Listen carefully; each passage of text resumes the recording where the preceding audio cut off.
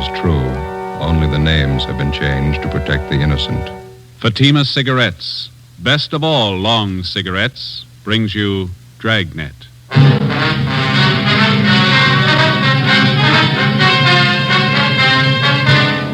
You're a detective sergeant. You're assigned a homicide detail. A newborn baby is taken from a hospital nursery. There's no trace of the infant. There's no trace of the abductor. Your job, find him. You'll be amazed when you compare Fatima with other long cigarettes. Buy a pack of Fatimas. You'll find they now cost the same. Light a Fatima. Your first puff will tell you... Ah, that's different. Yes, what a difference. In Fatima, the difference is quality. You see, Fatima is the quality king-size cigarette because it contains the finest Turkish and domestic tobaccos superbly blended. And Fatima is extra mild with a much different, much better flavor and aroma than any other long cigarette. Because of its quality, its extra mildness, its better flavor and aroma, Fatima has more than doubled its smokers coast to coast. Try comparing Fatima yourself. Fatimas now cost the same as other long cigarettes, but your first puff will tell you... Ah, that's different. Yes, in Fatima, the difference is quality. Ask your dealer for Fatima, the quality king-size cigarette. Best of all, long cigarettes. Start enjoying Fatima tomorrow.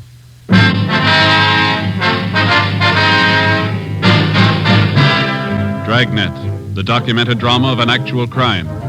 For the next 30 minutes, in cooperation with the Los Angeles Police Department, you will travel step by step on the side of the law through an actual case transcribed from official police files. From beginning to end, from crime to punishment, Dragnet is the story of your police force in action.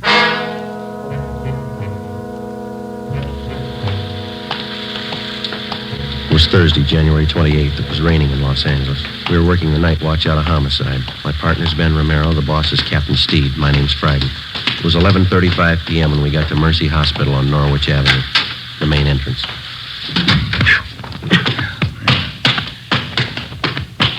Better check at the desk. Yeah. 2B, right away, Eleanor. 2B, Wayne. Yes, sir? Police officers, we received a call from the hospital here. Oh, yes, sir. Right this way, please. Yes, ma'am. Dr. Walsh is waiting for you. Is he the man in charge? Oh, no, Dr. Walsh is the head of the hospital. I see. Please, Dr. Walsh. Fine. Come in, please. Come in. Thank you, miss. Yes. Dr. Walsh. How you do? It's my partner, Sergeant Romero. My name's Friday. Yes, I've been waiting for you. Will you have a seat, please? Thank you. Thank you, sir. Gentlemen, I just got here a few moments ago myself. No doubt you know as much about this as I do. We were notified that a 3-day-old baby's missing. Is that correct? Yes, one of the Stryker twins. Found just Tuesday morning. Mm-hmm. Where'd the baby disappear from, Doctor? Nursery. Can't understand how it could happen. Never heard of such a thing. Who was in charge of the nursery? Nurse O'Connor. She's back with the superintendent of nurses. Quite upset. Would you like to talk to her? Yes, sir, we would. All right. This way, please. Thank you.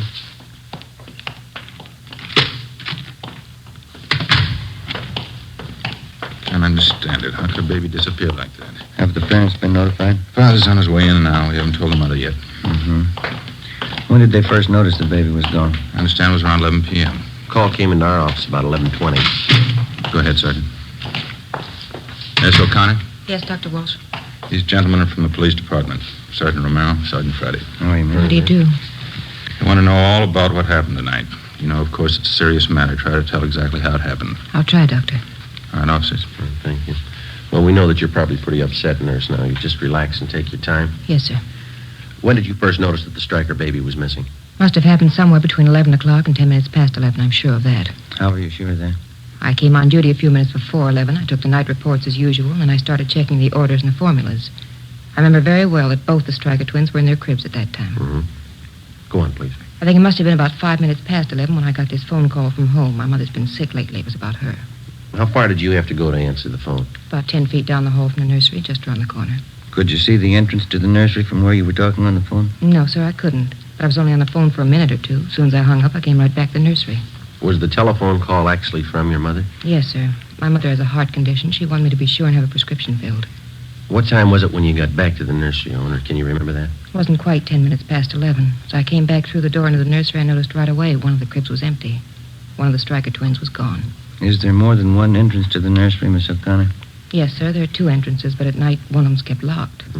Is it possible that somebody in the hospital, maybe a doctor, took the baby for examination or some kind of treatment? No, sir.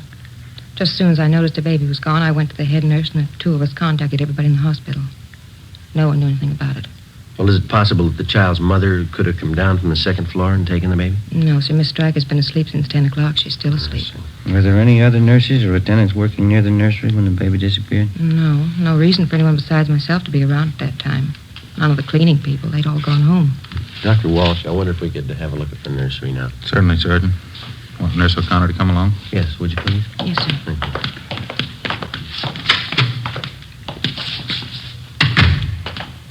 This way, gentlemen. Straight down the hall.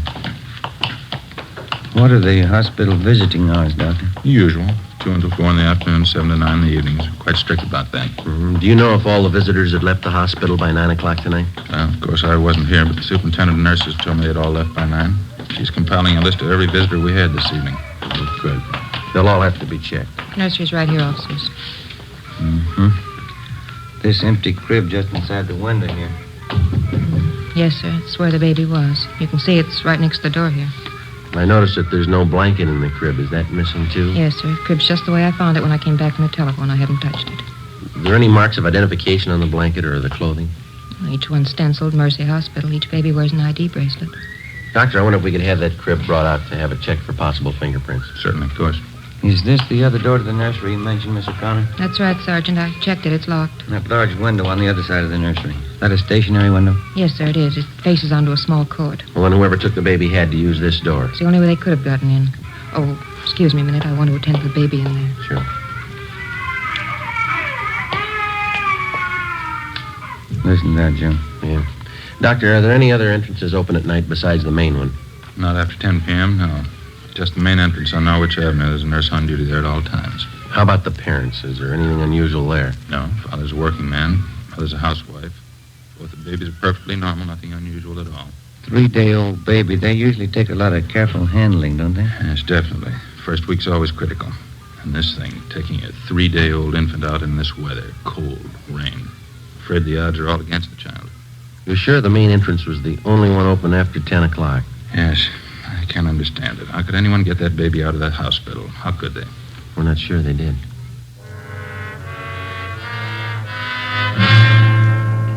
Midnight. A 3-day-old twin boy was missing from his crib in the hospital nursery. That's all we knew. We checked the list of possibilities. The baby could have been taken for ransom. Somebody wanted revenge on the Stryker family and decided on the baby as the best means. Maybe someone just wanted a child, someone mentally unsound, a maniac, a pervert. Maybe an accident had happened at the hospital. Somebody wanted to cover up. Possibly one of the parents or their families had a motive. Perhaps somebody just wanted the child dead. We called the office and got out an APB on the Stryker baby and a description of the blanket and the clothing. Details of officers were alerted at the bus depots, railroad terminals, the airports, all public transportation facilities. Steps were taken to notify doctors, hospitals, sanitariums, anybody in any place where a 3-day-old baby might be taken. The entire area around Mercy Hospital was canvassed. No information. The baby's crib was dusted for prints.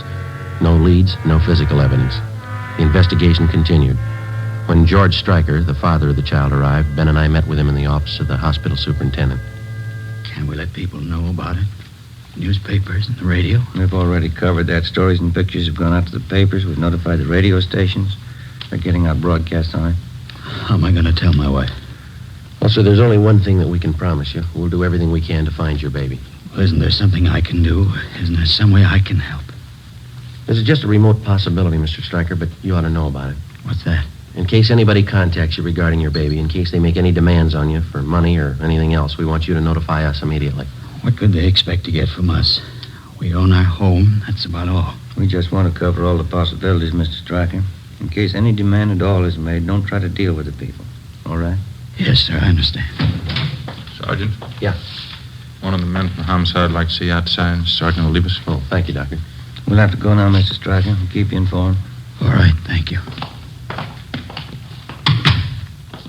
Joe, Yeah, I'll leave us. I think we got something back here. What's that? Cenas and I were the night watchman out back, the side of the hospital that faces on Stacy Avenue. Yeah. 2 doors back there, just off the street. One of them's open. Do Together with Sergeant Olivas and Dr. Walsh, the head of the hospital, we went back and examined the side door which opened onto Stacy Avenue. The latch was obviously faulty. It took only slight pressure on the door to open it. The latch, both doorknobs, and the door itself were dusted for prints. The entranceway and the immediate area were rechecked. No leads, no physical evidence. We traced an imaginary path from the open door to the nursery. We came to the conclusion that it could have been possible for an abductor to enter the hospital, make his way to the nursery, take the child from its crib in the absence of the night nurse, and leave by the same side door without being seen. Storekeepers and residents along Stacy Avenue were re-questioned. We got nowhere. When the abduction story broke in the newspaper and over the radio the next morning, the calls started to come in. People in practically all sections of the city thought that they'd seen the missing baby. Each call was carefully checked out. None of them paid off. 10 a.m. We checked back in at the office. I must be getting old, Joe. Can't seem to take these all-night sessions like I used to. Yeah, I'm pretty tired. Drank too much coffee again. I got a sour stomach. Hi. Hi, Olivas. Right. The stats office come up with that run for us yet? No, they're still working on it. How about that San Bernardino call? Yeah, they called back. They picked the woman up when she got off the bus, checked her and the baby out. Baby belongs to her. Mm-hmm. Anything else come in? All been checked out. The press called again, want to know if there are any new leads. Yeah. Sergeant Friday in here? Yes, sir. Can I help you? They told me in the business office to come down and see you. Surely. Come on in. Thanks.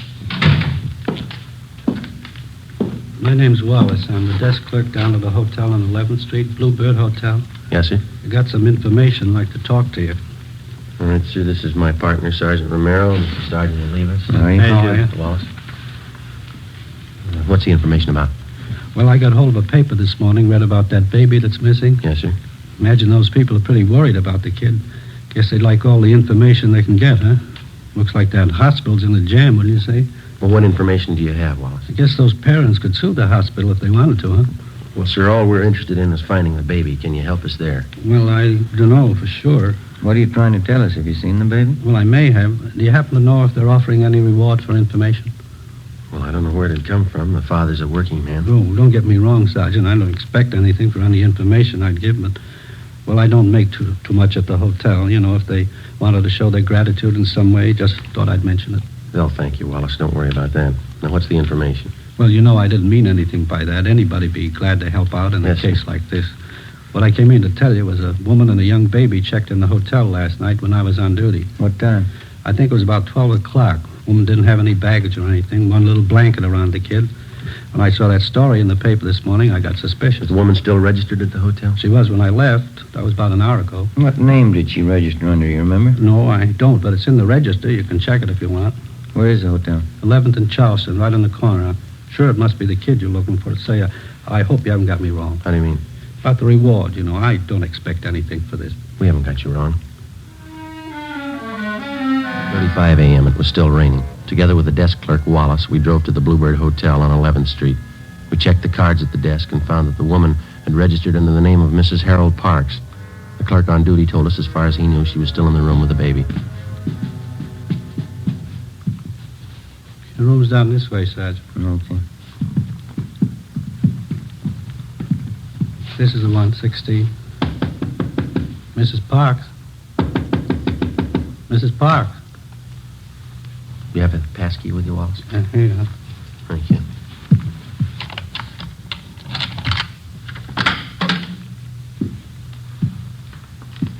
There's nobody here.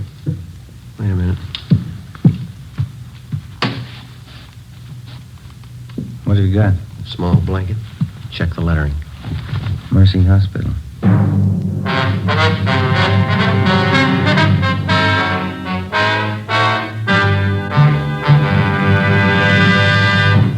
You are listening to Dragnet, authentic stories of your police force in action.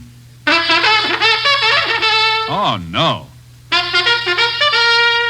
Ah, that's different. Yes, what a difference. There's a difference you can hear, there's a difference you can see, but the difference in Fatima is quality. Yes, friends, when you compare long cigarettes, you'll find that in Fatima, the difference is quality. Quality of tobaccos, the finest Turkish and domestic varieties, extra mild and superbly blended to give you a much different, much better flavor and aroma than any other long cigarette. quality of manufacture. Smooth, plump cigarettes rolled in the finest paper money can buy. Quality even to the appearance of the bright, clean yellow package, carefully wrapped and sealed to bring you Fatima's rich, fresh, extra mild flavor. Fatimas now cost the same as other long cigarettes, but your first puff will tell you, Ah, that's different. Yes, in Fatima, the difference is quality. Ask your dealer for Fatima, the quality king-size cigarette. Best of all, long cigarettes. Start enjoying Fatima tomorrow.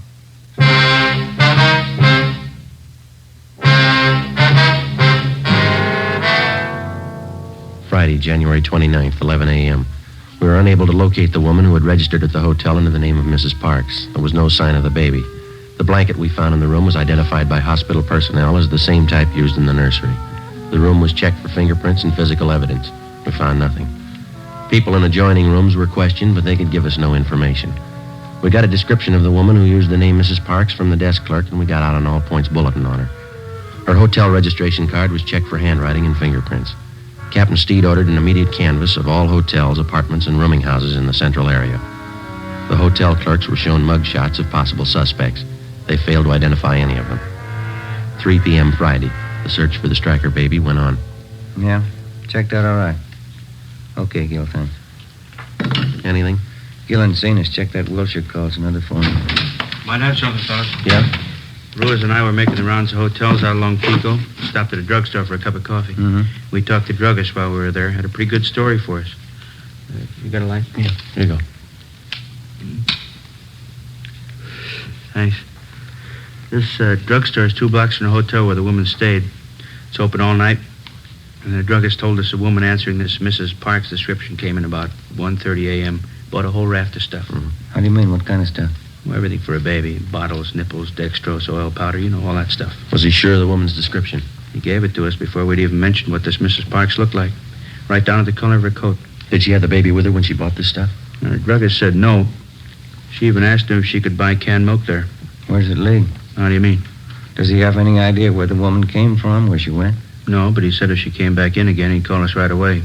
He's going to notify the other clerks, too. They'll keep us posted if anything turns up. I got it. Homicide, Friday.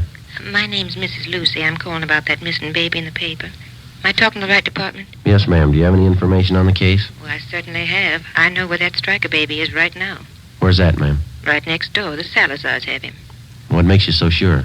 It's perfectly obvious, that's all. It's not their baby. Why do you say that? That baby they have no more looks like Mr. Salazar. Mrs. Salazar and mine do. How do you mean, Mrs. Lucy? It's very simple. Mr. Salazar is dark, quite dark. Dark hair, dark eyes, dark complexion. His wife's the same way. Yes, ma'am. The baby they have is a blonde.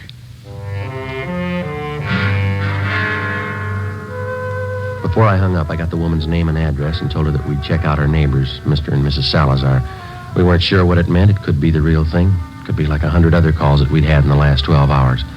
Ben and I got in the car and drove out to the Salazar home on Wonderland Avenue. We noticed several cars parked in the driveway and in front of the house. We went up the front stairs and rang the doorbell.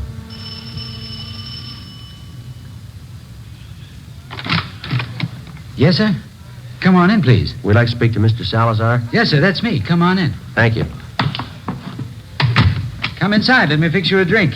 You're late, huh? No, thank you. We're police officers, Mr. Salazar. I'd like to ask you a few questions. Oh? What's the matter? We making too much noise for the neighbors? No, it's not that, sir. Just like to ask you a few questions. Someplace we can talk. Well, I have to take care of the guests, you know. We have this party here. My son was baptized today, my first son. That's why we're having a party. Yes, sir. We're sorry to interrupt, but this is pretty important. It won't take very long. Well, all right. I guess they can get along for a few minutes. Back here in the kitchen. It's probably the quietest place. Fine. Back this way, officer? Fine.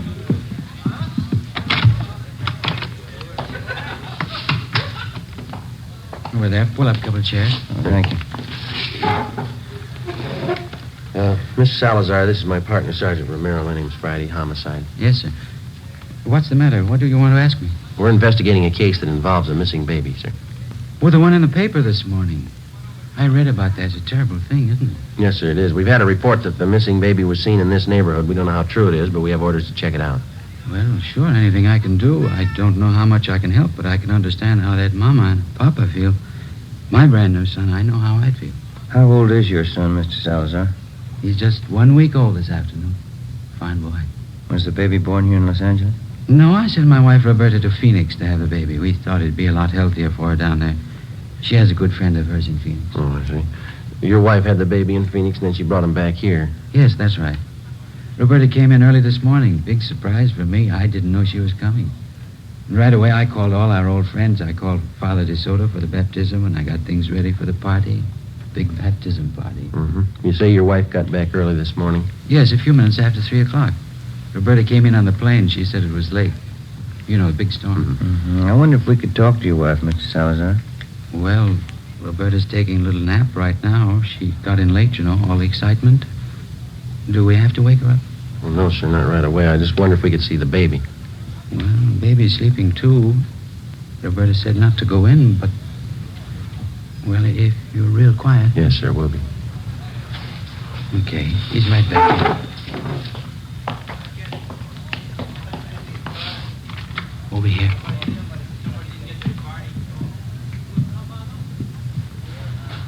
Let me pull the blanket down. Yeah. There he is. Big fella, huh? He's blonde. Huh? What do you think, Jim? I think he's got a twin.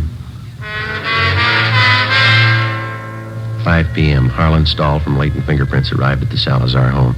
The footprint of the missing child taken at the time of birth was compared with the print from the child the Salazars had. The prints were identical. The missing baby had been found.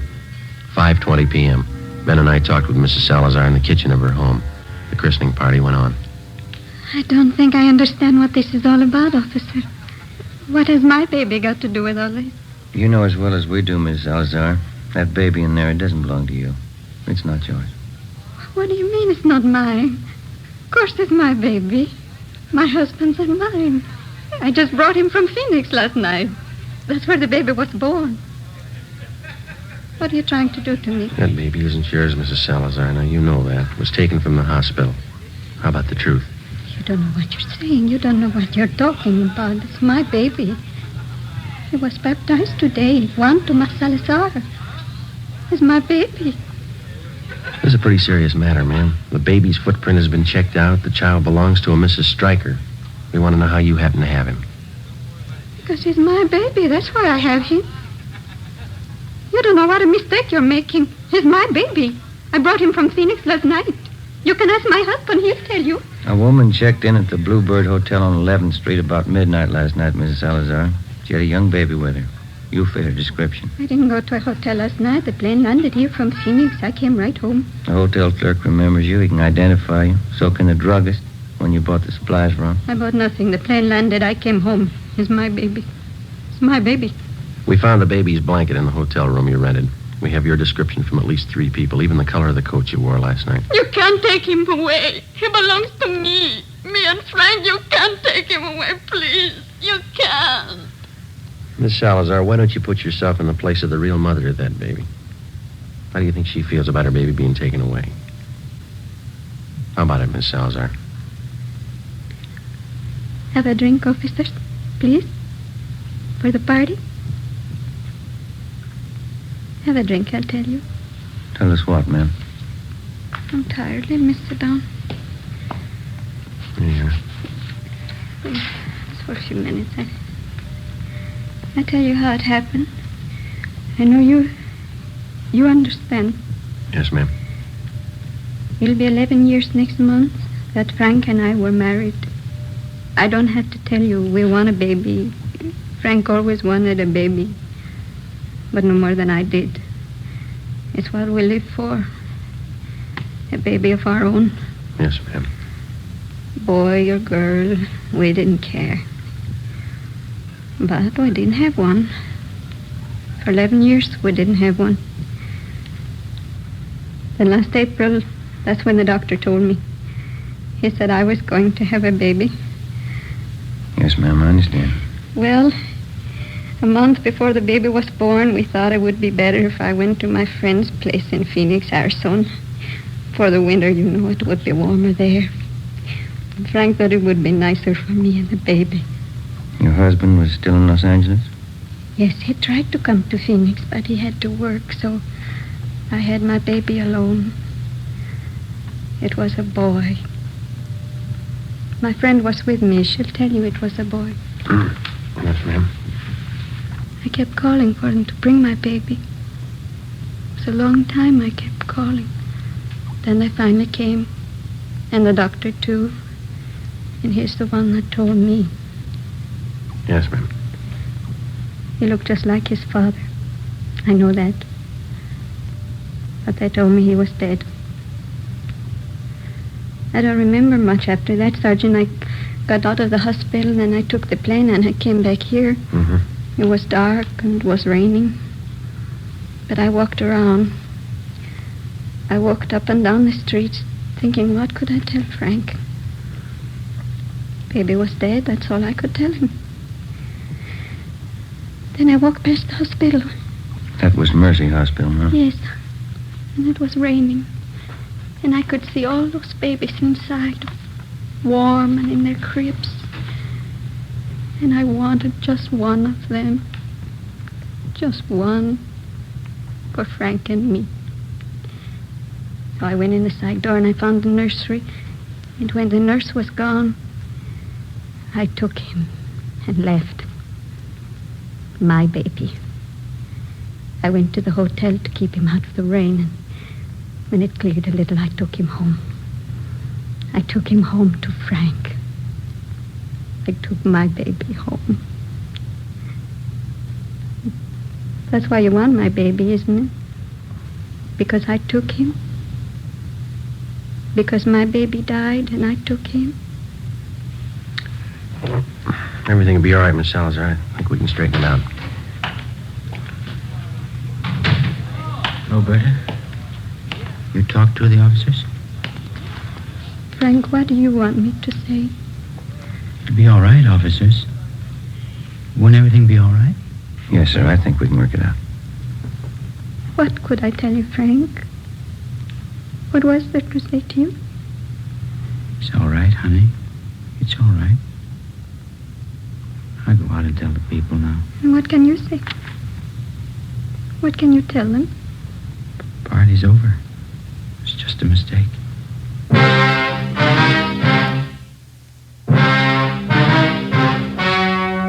The story you've just heard was true. Only the names were changed to protect the innocent. In a moment, the results of the trial. Now, here is our star, Jack Webb. Thank you. Last week, I asked you to write me if your cigarette dealer was out of Fatima's. Well, you did, and we've done something about it. Now, if any more of you find a dealer fresh out of Fatima's, send me his name and address. We'll take care of that, too. Write me, Jack Webb, Post Office Box 951, Hollywood 28. And, Mr. Dealer, don't wait another day. Step up your Fatima order for Thanksgiving and the coming holidays. Get in on the increasing demand for Fatima, the quality long cigarette.